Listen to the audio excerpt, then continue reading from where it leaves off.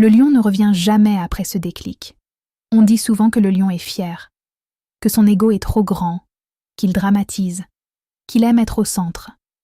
Mais ce que beaucoup ignorent, c'est que le lion supporte plus qu'on ne l'imagine. Il pardonne. Il donne une seconde chance, puis une troisième. Parce que quand il aime avec loyauté.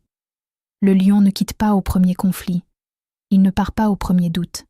Il essaie, il protège, il espère. Mais il observe aussi. Il observe le manque de respect, le manque d'effort, le manque de considération. Et il encaisse. Pas parce qu'il est faible, mais parce qu'il croit encore.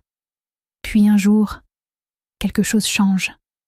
Ce n'est pas une dispute, ce n'est pas une explosion, c'est un déclic silencieux, le moment précis où le lion comprend qu'il donne plus qu'il ne reçoit, le moment où il réalise qu'il se bat seul, le moment où sa dignité prend le dessus sur son attachement.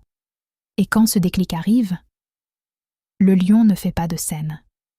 Il se redresse intérieurement, il cesse de réclamer, il cesse d'expliquer, il cesse d'insister.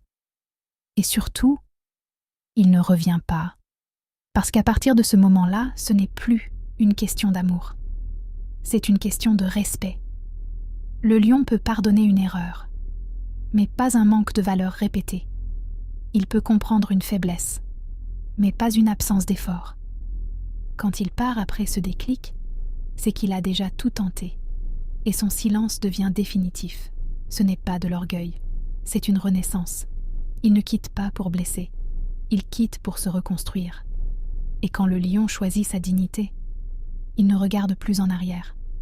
Si vous êtes lion, souvenez-vous, votre lumière n'est pas faite pour supplier, elle est faite pour briller là où elle est respectée. Et parfois, le vrai courage, c'est d'arrêter de revenir. LND.